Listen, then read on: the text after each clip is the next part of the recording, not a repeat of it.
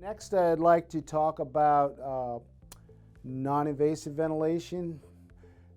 For instance, in adult mode here, if I choose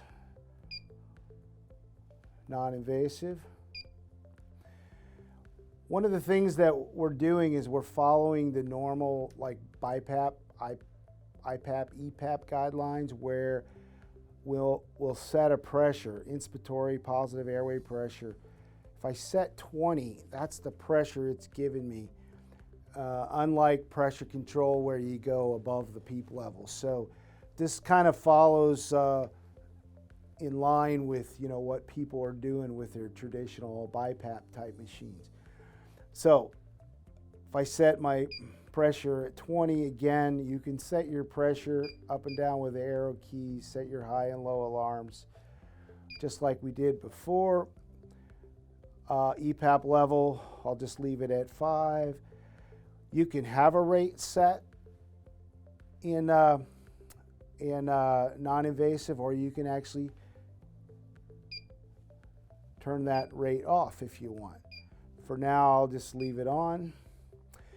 And then the other settings that we can set the pressure trigger,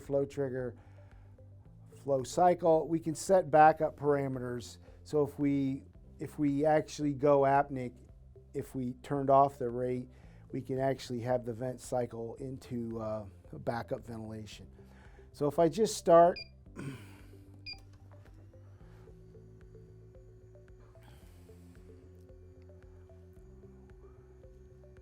so in this case, I'm actually ventilating a test lung, but if I was using a mask for non-invasive ventilation, you're pressurizing up to 20 centimeters of pressure, and you've adjusted your eye time appropriately.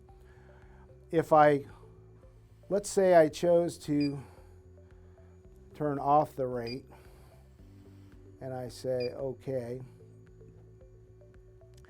Now, right now my apnea backup is set for 15 seconds, so the vent's not going to take a breath for 15 seconds. It's going to switch into apnea ventilation. It says apnea detected.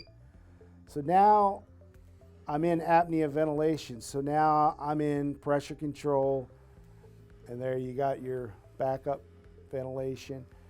And then if my patient's awake, I can exit out of apnea ventilation. In this case, I probably don't want them to go back into